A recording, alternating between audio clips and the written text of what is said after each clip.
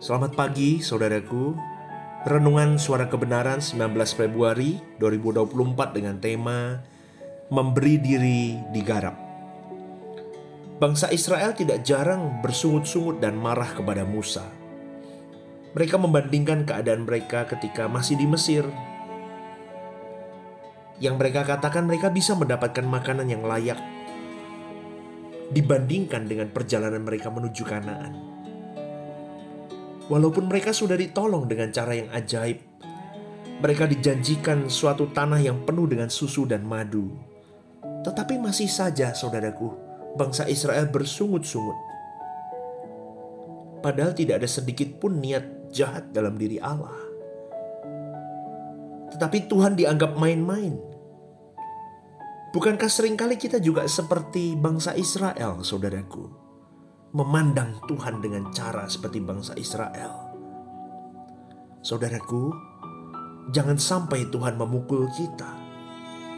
Sakit, saudaraku. Bersyukur kalau Tuhan masih mau memukul. Kalau Tuhan sudah membiarkan itu jauh lebih bahaya. Karena setiap kita punya kuota. Bisa berupa hari, bisa berupa kesempatan. Kalau kuota kita habis, maka Tuhan tidak akan tegur kita lagi. Maka dengan kebenaran ini seharusnya kita punya takut dan gentar, saudaraku. Kita jangan lagi main-main.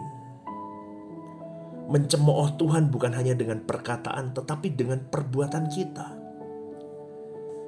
Di akhir zaman ini akan tampil pengejek-pengejek dengan ejekan-ejekannya, yaitu orang-orang yang hidup menuruti hawa nafsu mereka. Mereka tidak mau tahu bahwa langit dan bumi diciptakan Tuhan, bahwa dulu pernah ada air bah dan nanti ada api. Tidak seorang pun tahu kapan hari kematiannya. Jangan anggap remeh peringatan-peringatan Tuhan. Tuhan itu serius, saudaraku. Maka ironis kalau ada orang-orang yang menganggap sepi seakan-akan Tuhan main-main dengan hidup ini. Ayo kita berubah. Hidup ini akan berlalu. Hidup ini singkat. Apa ruginya kalau kita berhenti berbuat dosa, saudaraku? Tuhan punya tatanan. Tuhan ada tatanan dan kita serius. Di sisa umur hidup kita selagi masih ada kuota kesempatan, ayo kita berubah. Kuota hari ini kita gunakan yang terbaik. Aku mau berubah lebih baik. Aku mau mengerti bahwa kesucian itu bukanlah kemustahilan, tetapi perjuanganku bersama dengan Roh Kudus untuk aku mencapai diri terus digarap oleh Tuhan. Saudaraku yang dikasihi oleh Tuhan, Dia tidak pernah menghendaki seorang pun binasa. Tuhan tidak akan pernah memberikan hukum perintah yang tidak bisa kita lakukan. Kalau kita mau berlatih, kita pasti bisa. Kita belajar, kita pasti bisa. Kita harus melangkah, saudaraku. Jangan seperti orang yang mau belajar berenang tetapi tidak mau masuk air. Kita mau hidup suci tetapi tidak berubah, maka tidak akan pernah bisa hidup suci. Atau seringkali kita dengan dalih kita berkata sedang berproses.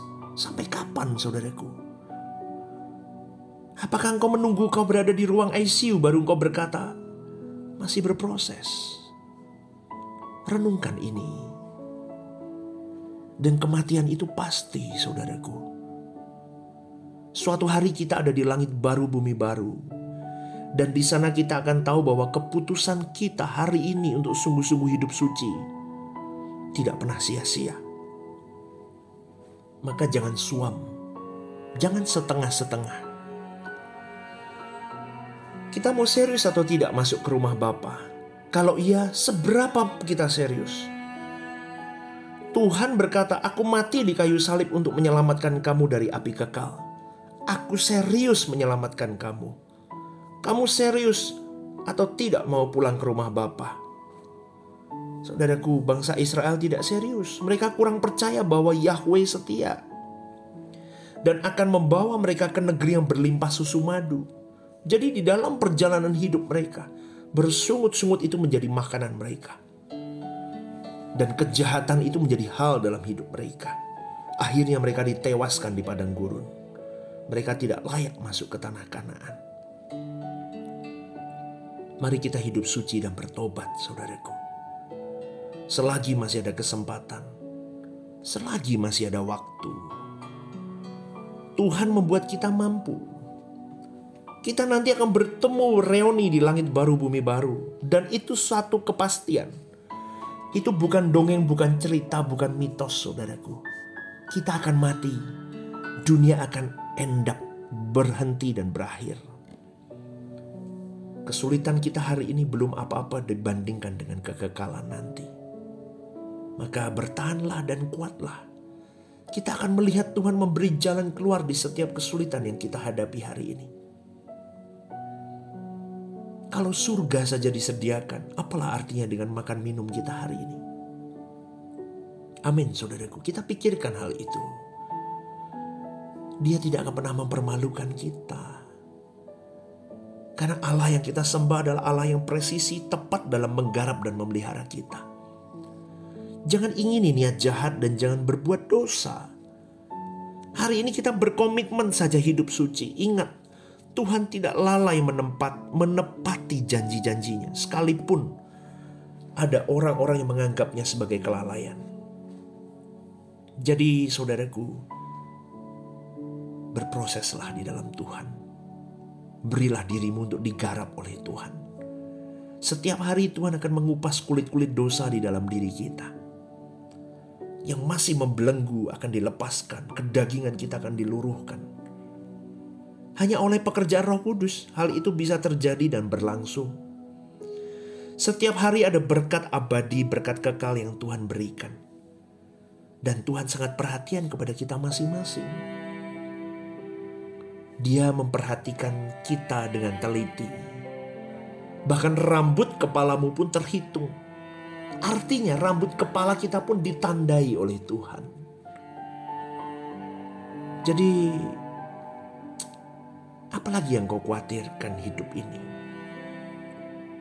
Itu menunjukkan betapa Tuhan mau berurusan dengan kita pribadi lepas pribadi. Supaya setiap kita berbalik dan bertobat di hadapan Tuhan. Dia mencintai kita lebih dari apa yang kita duga. Kita berharga dan kita istimewa di matanya. 70 tahun, 80 tahun hidup kita singkat, saudaraku. Ayo, kita hidup benar mulai hari ini.